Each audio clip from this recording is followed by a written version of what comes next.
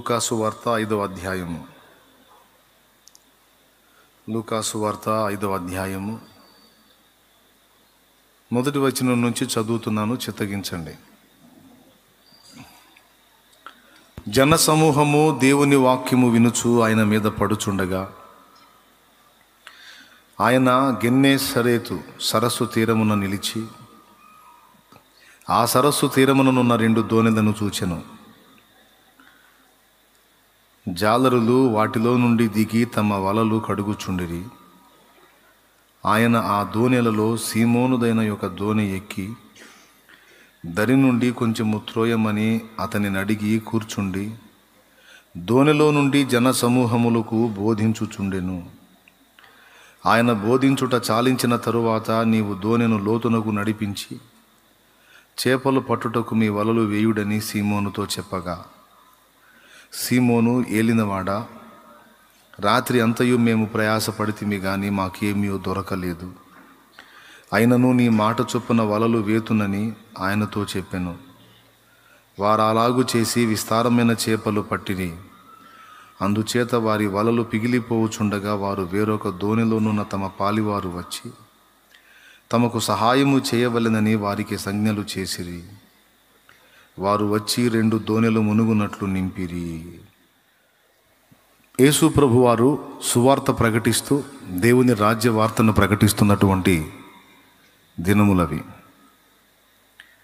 ఆయన కొంతకాలం ప్రకటించి తర్వాత ఓసారి సముద్ర తీరానికి వెళ్ళి అక్కడ బోధిస్తున్నాడు. యేసు ప్రభువారు ఎక్కడ ఉంటే అక్కడ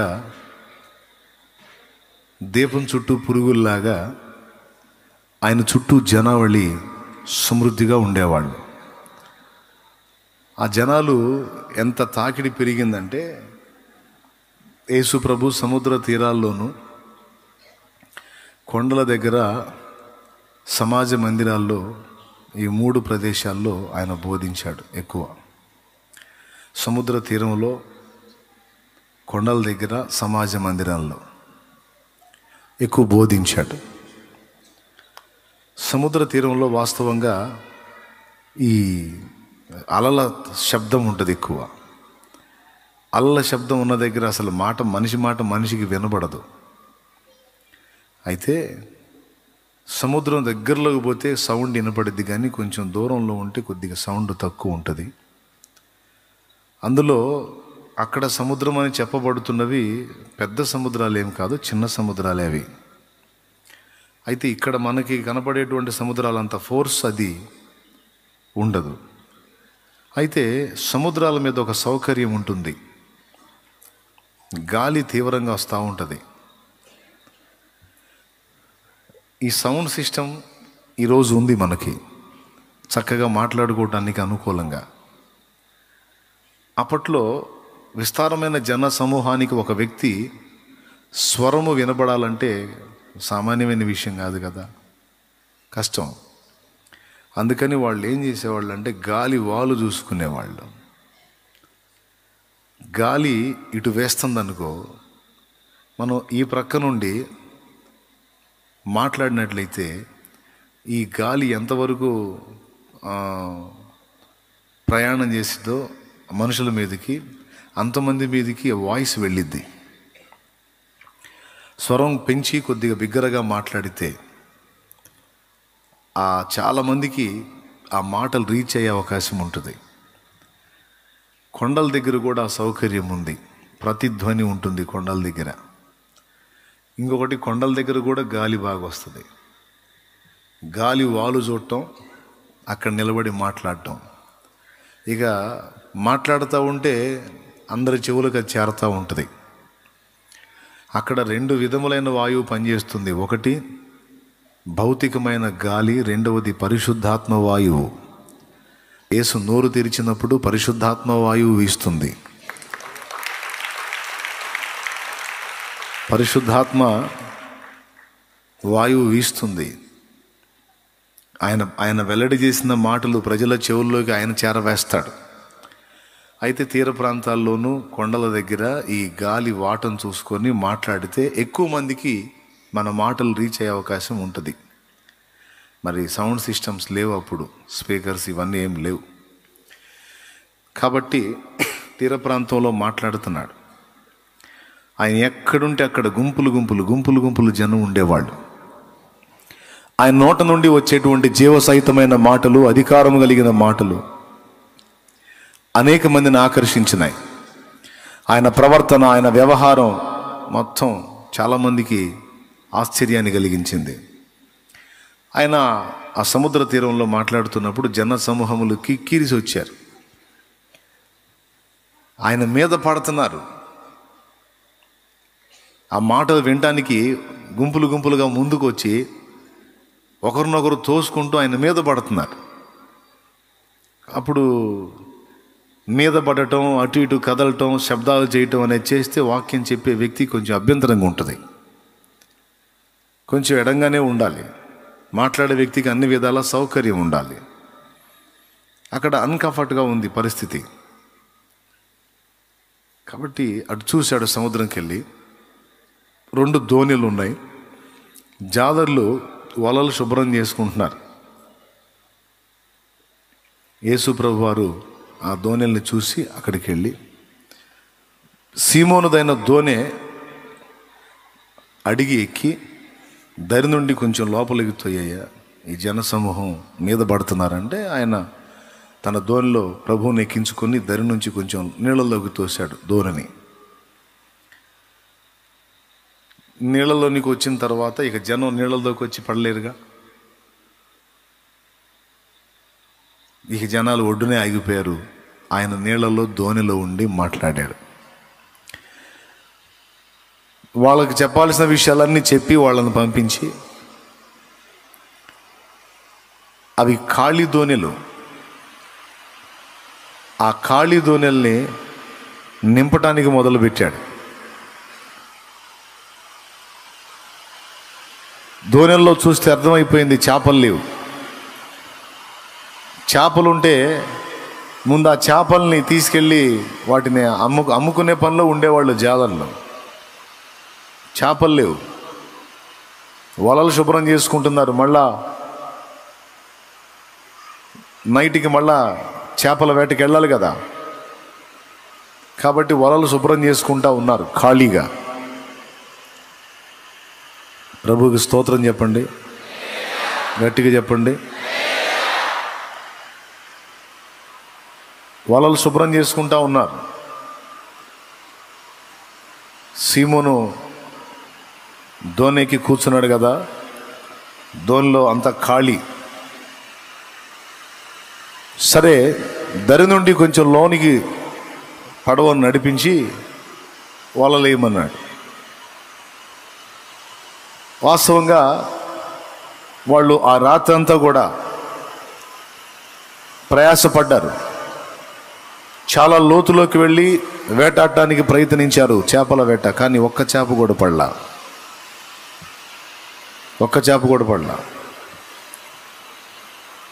సీనియర్ వేటగాళ్ళు, మామూలు పనోళ్ళు కాదు. చిన్నతనం నుంచి మంచి సర్వీస్ ఉంది వాళ్ళకి, మంచి అనుభవం ఉంది.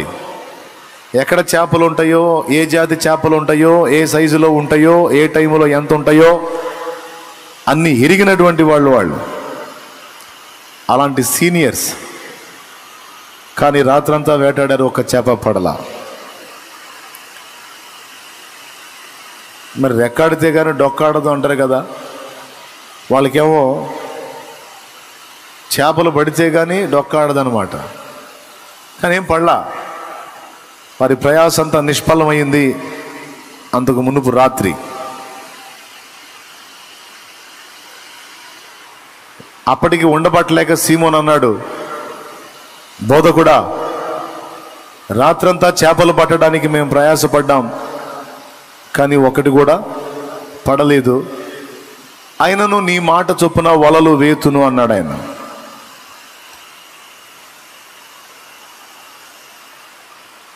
సముద్ర తీరంలో విస్తారమైన జన సమూహములకు వాక్యం చెప్పడం సీమోను విన్నాడు. జన సమూహాలు కిక్కిరిసి ఆయన మీద పడటం చూశాడు కళ్ళారా. సముద్ర తీరంలో ఇంకా జాలర్లు ఉంటారు, కానీ సీమోను దగ్గరికే వచ్చి సీమోను దోనెక్కాడు. ఆయన మాటలు అధికారం గలవాని మాటల వలె ఉన్నాయి. ఆ మాటల్లో జీవం ఉంది, ఆ మాటల్లో శక్తి ఉంది, ఆ మాటల్లో ప్రభావం ఉంది, ఆ మాటల్లో అథారిటీ ఉంది. లాలూచి లేదు, రాజీ లేదు, చాలా స్ట్రైట్గా ఉంది. ఏదో తెలియనిటువంటి ఆకర్షణ అయితే ఆయన దగ్గర కనపడుతుంది. ఆ ఆకర్షణ ఆయన చెప్పిన మాటకు లోబడేటట్టు చేసింది సీమోన్ని. పరిస్థితి ఏంటో సీమోనుకు తెలుసు. చేపలు ఎటు వెళ్ళినాయో అర్థం కావట్లా. ఎప్పుడు వలేసినా కనీసం ఎన్నో కొన్ని పడేయి. ఇదేం చిత్రమో, ఆ రోజు రాత్రి అస్సలేం పడలా. ఖాళీ దోణెలు 2. Praise the lord. ఏం పడలేదు. రాత్రంతా మేము ప్రయాసపడ్డాం. మేము చేపలు పట్టలేదు అనుకుంటావేమో, నువ్వు పట్టడానికి ప్రయత్నించలేదు అనుకుంటావేమో. చాలా ప్రయత్నాలు చేశాం, కానీ ఒకటి కూడా పడలేదు. అయినను నీ మాట చొప్పున మేము వల వేస్తాం అని సీమోను పేతురు వలలు వేయటం, వలలు పిగిలిపోవునంతగా చేపలు పడటం,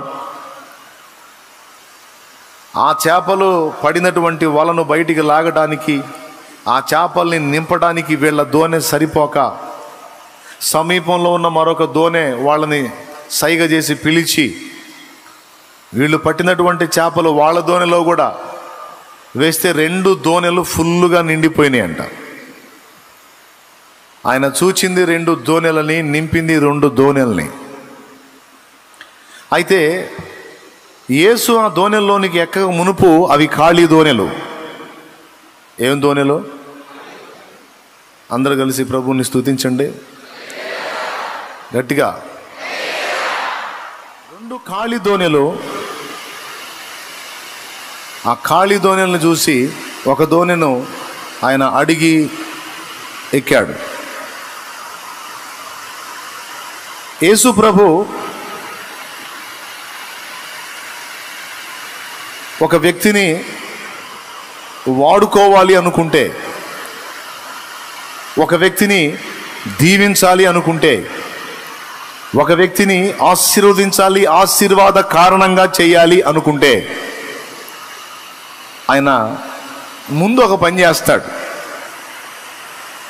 ఏం చేస్తాడో ఇక్కడ ఈ దోణెల ఉదంతం దగ్గర మనకి కొంచెం అర్థమైద్ది. దేవుడు మనుషుల జీవితాల్లో జోక్యం చేసుకున్నప్పుడు ఆయన కొన్ని విషయాలు జరిగిస్తాడండి. అనుభవం పొందినటువంటి వాళ్ళకి అది అర్థమవుతుంది. అనుభవం లేని వాళ్ళు అయోమయం, గందరగోళం అయిపోతారు. కాస్త అనుభవం పొందినోడు, దేవుని కదలికల్ని కాస్తో కూస్తో గుర్తించినోడు, గుర్తుపట్టినోడు తాపీగా ఉంటాడు, ప్రశాంతంగా ఉంటాడు, గందరగోళం కాడు, గలిబిలి కాడు. ఏమిటి స్పెషల్ అంటే, ముందే చెప్పాను, సౌండే. దేవునికి స్తోత్రం, హల్లెలూయా.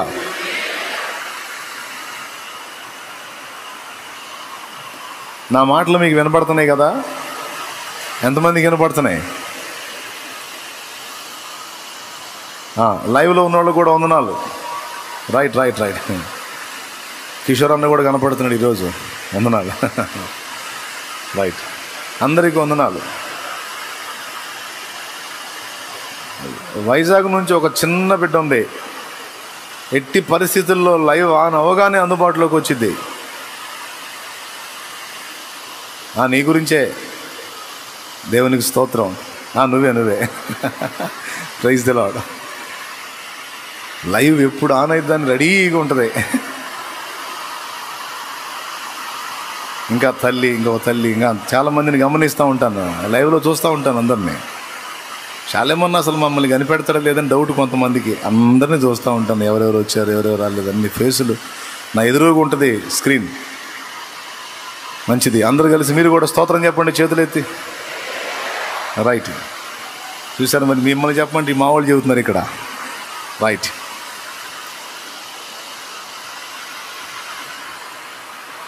ఒక వ్యక్తిని ఆశీర్వాద కారణంగా చేయాలనుకున్నప్పుడు, ఒక వ్యక్తిని దీవెనలోకి నడిపించాలనుకున్నప్పుడు వింతైన అనుభవంలోకి తీసుకెళ్తాడు.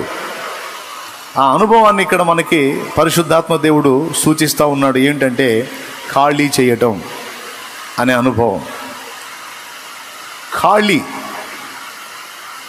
ఖాళీ చేసే పనిని మొదలు పెడతాడు ఫస్ట్ దేవుడు. ఎప్పుడు వాళ్ళ పని నిరాటంకంగా సజావుగా సాగిపోయేది, కానీ ఊహించని విధంగా ఈసారి వాళ్ళ పనికి గొప్ప అడ్డుబండ ఏర్పడింది. ఏం జరిగిందో తెలియదు. బ్రేక్. దేవుని సమయం ఆసన్నమైనప్పుడు, దేవుని చిత్తము నెరవేర్చే కాలం ఆసన్నమైనప్పుడు, దేవుని సంకల్పాల్లోకి ఇక మనల్ని ప్రయాణం చేయించడానికి దేవుడు పూనుకున్నప్పుడు ఖాళీ అనుభవంలోనికి మనల్ని నడిపిస్తాడు, మన జీవితాన్ని నడిపిస్తాడు ఆయన. ఇది గుర్తుపట్టాలి. నువ్వు అంతకుముందు చేసే పనే, నీకు విస్తారంగా డబ్బు సంపాదించిన పని ఒక్కసారిగా ఖాళీ అయిపోయినట్టు అయిపోయింది. నీకు అర్థం కాదు. ఇప్పటి ముప్పటిగా పైసలు వచ్చిన ఇదేందిరా శూన్యంగా మారిపోయింది అనుకుంటావు. నువ్వు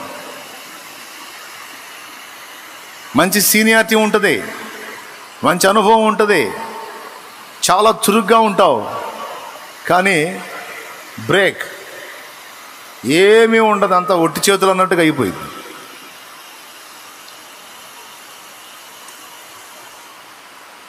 నువ్వు చేసేటువంటి పనే రెగ్యులర్గా నువ్వు చేసేదే, దానిలో ఎలా లాభం తీయాలో నీకు తెలుసు, దాన్ని ఎలాగా నువ్వు డెవలప్ చేయాలో నీకు తెలుసు.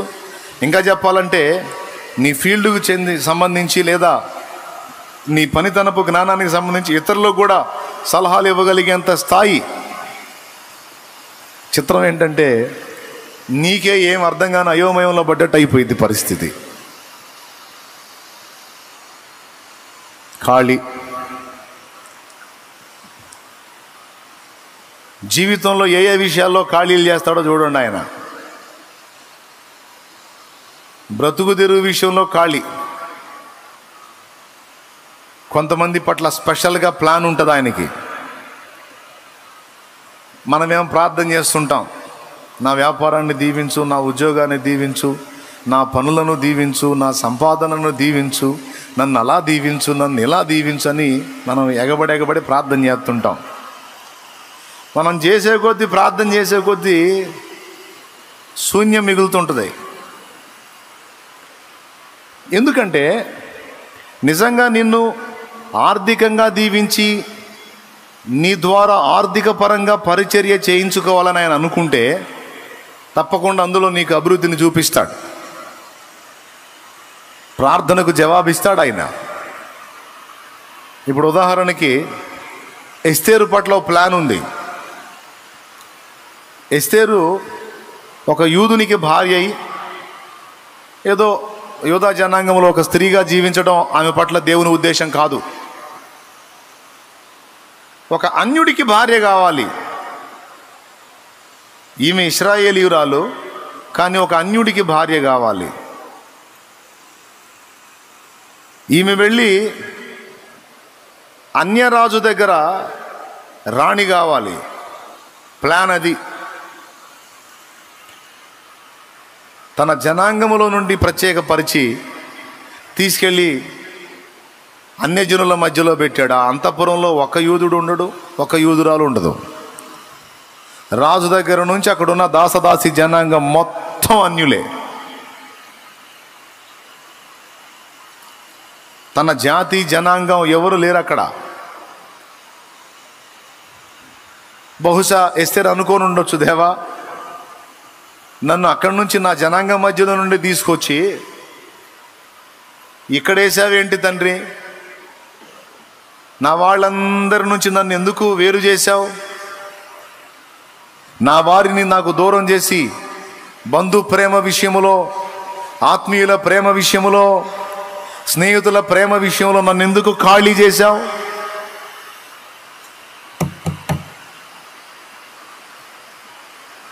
ఎస్తేరు ప్రశ్న. దానికి దేవుని సమాధానం మౌనం. పనుందులే. కొన్ని సంవత్సరాలు నువ్వు బంధువుల మధ్య ఉన్నావు, బంధు ప్రేమను పొందావు. స్నేహితుల మధ్య ఉన్నావు, స్నేహితుల ప్రేమ పొందావు. ఆత్మీయుల మధ్య ఉన్న వారి అనుబంధాన్ని అనుభవించావు. అయిపోయింది.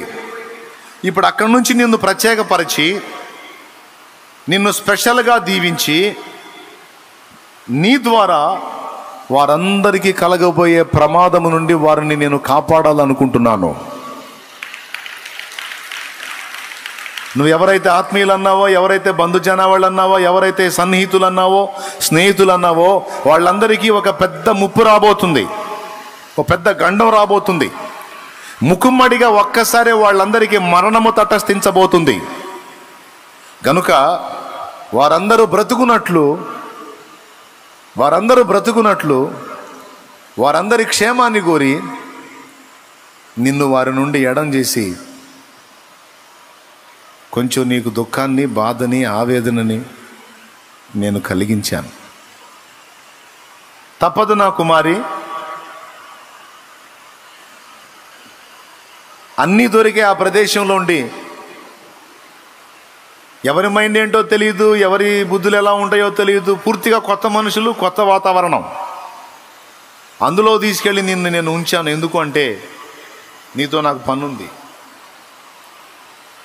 ఇప్పటిదాకా వారి ప్రేమను పొందావు, ఇప్పుడు నువ్వే వాళ్ళని కాపాడాలి. కాబట్టి నీ ద్వారా నాకున్న ప్రణాళిక ఇది. గనుక నేను నిన్ను ఇలాగ ప్రత్యేకించుకున్నాను. నీ ప్లేస్ ఇక్కడే. నువ్వు రాణివి కావాలి. ఈ ప్రభుత్వంలో రాజు తర్వాత ప్రభుత్వాన్ని చలాయించేటువంటి శక్తి, అధికారం నేను నీకే ఇవ్వాలి. నీ విషయంలో నా ఏర్పాటు అది, నా ప్లాన్ అది, నా ప్రణాళిక అది. చూడండి ఏమేమి ఖాళీ చేస్తాడో. నిన్ను దేవుడు స్పెషల్గా రెడీ చేయాలి అనుకుంటే, నిన్ను దేనికి వాడాలనుకుంటాడో, డబ్బు పరంగా నీ నుండి దేవుడు సేవ చేయించుకోవాలనుకుంటే, ఆర్థికపరమైన ఆశీర్వాదాన్ని నీకు ఇచ్చి దానిలో నువ్వు అడిగే కొద్దీ నీకు ఇస్తూ ఉంటాడు. నీకు ఎంత కావాలి పైసలు తీసుకో, పొందుకో. ఎందుకంటే నువ్వు సమృద్ధి గలవాడవై, సమృద్ధి గలదానివై, నా బిడ్డల కొరకు, నా పరిశుద్ధుల కొరకు ఇదంతా కూడా నువ్వు వెచ్చించాలి, పరిచర్యలో నువ్వు సహకరించాలి. ఇది నీ పట్ల నాకున్న ప్లాన్. ఒక ప్రభుత్వ ఉద్యోగిగా నువ్వు ప్రయత్నం చేస్తావు అనుకో, నాకు జాబ్ రావాలి, లేదా ఫలానా హోదా రావాలి, ఫలానా మెట్టుకి ఎక్కాలి, నేను ఇది పొందాలి, నేను డాక్టర్ అవ్వాలి, నేను కలెక్టర్ అవ్వాలి, నేను ఫలానా ఆఫీసర్ అవ్వాలి, ఏదో అవ్వాలి. నువ్వు దేవుని ముందు ఉంటావు. ఓకే, ఆ ఫీల్డ్లోనికి నిన్నుంచి, అందులో నుంచి ఆయన తన సేవ చేయించుకోవాలనుకుంటే తప్పకుండా నీ ప్రార్థన వింటాడు. అందులో నువ్వు సక్సెస్ అవుతావు. ఇంకా చెప్పాలంటే ఒక మెట్టు నుంచి మరో మెట్టుకి, మరో మెట్టు నుంచి మరో మెట్టుకి టాప్ 1లోకి వెళ్ళిపోతావు నువ్వు.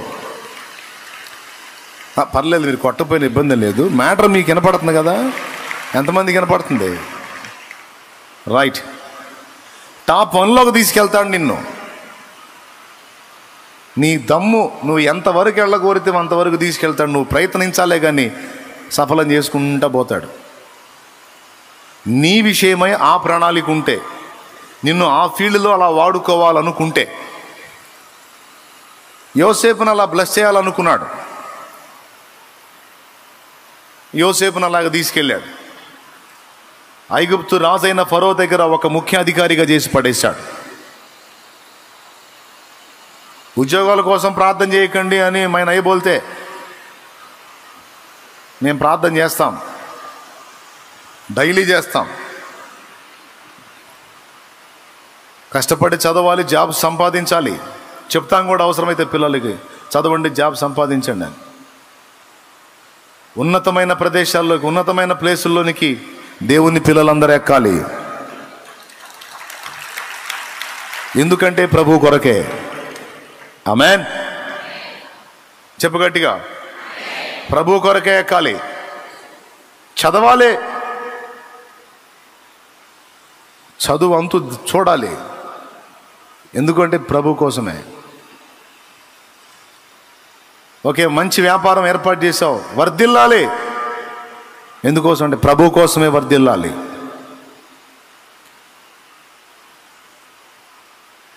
ఒక కంపెనీ స్థాపించావు, వర్ధిల్లాలి. మంచి కంపెనీ అయితే, మంచి సదుద్దేశం, మంచి పని అయితే వర్ధిల్లాలి. దిక్కుమాలిన పనులు చేసే కంపెనీలు కాదు. పరిశుద్ధులకు తగిన కంపెనీలు ఏర్పాటు చేస్తే వర్ధిల్లాలే. ఎందుకంటే నీ కంపెనీలో వందలాది మందికి, వేలాది మందికి జాబ్స్ ఇచ్చి నువ్వు అనేక మందికి ఫుడ్ ఏర్పాటు చేయాలి, నువ్వు పని కల్పించాలి. నువ్వు అక్కడ నీ దగ్గర వర్క్ చేసే వాళ్ళందరికీ ఒక క్రైస్తవుడుగా నువ్వు ఒక సాక్షిగా ఉండాలి. ఎవరెవరిని ఏ ఫీల్డ్లో దేవుడు ఎలా వాడుకోవాలనుకుంటాడో ఆయన చిత్త ప్రకారం ఆయన వాడుకొనున్నట్లు అందరినీ దేవునికి అప్పచెప్తా ఉంటాం మేము ప్రార్థనలో. Praise the lord. బాగా వినండి. ఒకవేళ నీ పట్ల ఆ విధమైన ప్రణాళిక లేకుండా నిన్ను మరో రకంగా దేవుడు వాడుకోవాలనుకుంటే, ఇక నాకు ఉద్యోగాన్ని దీవించు ప్రభువా అంటే నువ్వు అడిగే కొద్దీ ఇంక అది వెనక్కి వెళ్ళిపోతూ ఉంటుంది. నా వ్యాపారాన్ని దీవించు ప్రభువా అంటే నువ్వు అడిగే కొద్దీ వెనక్కి వెళ్ళిపోతూ ఉంటుంది. ఎందుకంటే మన అనుభవం అది. స్తోత్రం. నా పనిని దీవించు ప్రభువా అంటే అసలు దొరకకుండా మాయమైనట్టు అయిపోయింది. ఎందుకంటే ప్లాన్ వేరు, నీ మీద ప్రణాళిక వేరు, నీ ద్వారా దేవుడు జరిగించుకోవాలనుకుంటున్న పని వేరు, నువ్వు అడుగుతున్నది వేరు. కాళ్ళ ముందున్నటువంటి చూపు చూసుకొని నువ్వు అడుగుతున్నావు, భవిష్యత్తును దృష్టిలో పెట్టుకొని దేవుడు గదులుతున్నాడు.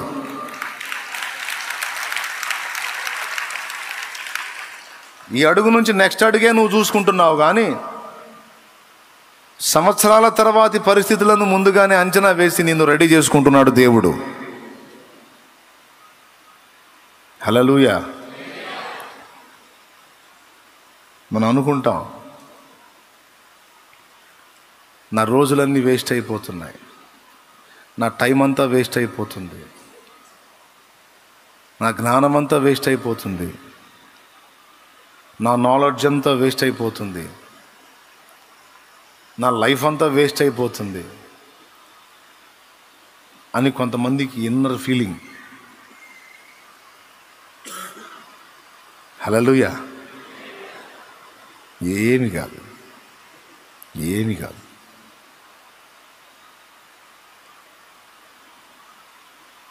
ప్రతి దానిని దేవుడు తనకు అనుకూలంగా వాడుకొనగలిగిన సమర్థుడాయన. నీ గెలుపుని ఆయన అనుకూలంగా వాడుకుంటాడు, నీ ఓటమిని కూడా ఆయన తనకు అనుకూలంగా వాడుకుంటాడు. నీవు సమృద్ధిగా పని చేసిన దాన్ని ఆయన వాడుకుంటాడు, నువ్వు ఖాళీగా ఉన్నదాన్ని కూడా ఆయన తన పని కొరకు, తన కొరకు వాడుకుంటాడు. దేవునికి స్తోత్రం కలుగును గాక, నిరంతరం కలుగును గాక. Amen, amen. అది